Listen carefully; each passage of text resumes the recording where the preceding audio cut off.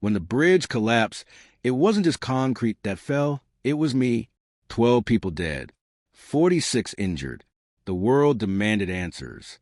The headline screamed, "Rising star engineer responsible for catastrophic collapse." But no one knew what Daniel Cross whispered to himself the night it happened. "This is my punishment. I should have spoken up." Daniel Cross wasn't just an engineer. He was a visionary. Raised in Milwaukee's South Side by a mother who scrubbed floors in the same schools he later earned scholarships to, Daniel saw buildings not just as structures, but as promises. Promises that some things could last.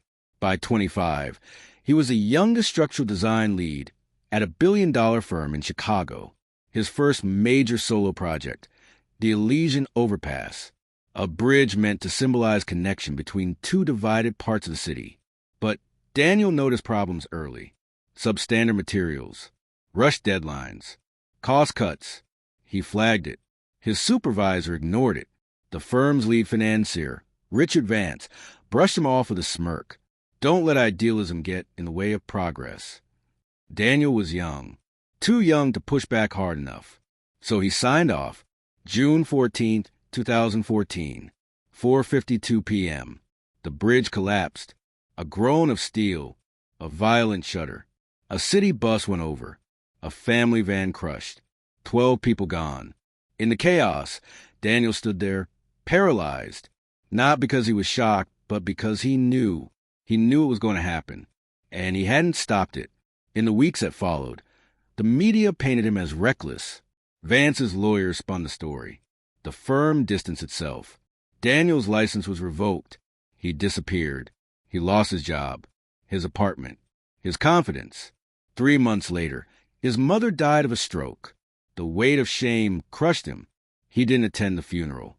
For the next 11 years, Daniel became a ghost. He worked under fake names, in forgotten places, warehouses, kitchens, loading docks. He told himself he deserved this exile. It was in Pittsburgh, at a greasy corner diner, that something cracked. A boy, maybe 12, burst through the doors one cold November morning. Bloodied lip, frantic eyes. He hid under the counter. 2 teens came in seconds later, looking to finish what they started. Daniel, instinctively, stepped in. They ran that way. He lied. The teens cursed and left. The boy, breathing hard, said, "Thanks." Then, staring up at him, added, "You're the bridge guy, aren't you?" Daniel's breath caught. "I know you. I read about you in a library book in an abandoned school."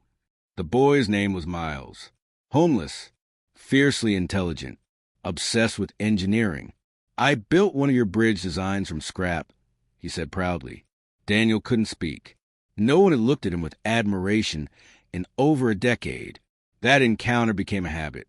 Daniel began visiting Miles, then teaching him, showing him structural principles using soda cans and planks. More kids joined. Runaways, foster youth, forgotten kids with bright minds and no one to guide them. Daniel started calling the spot beneath the freeway the ground up, because that's how they built, from nothing. They used scrap wood and broken pipes to create garden beds, seating benches, even a tiny playground. But the biggest project was a small footbridge, built over a flooded creek to help them cross safely to the city's food pantry.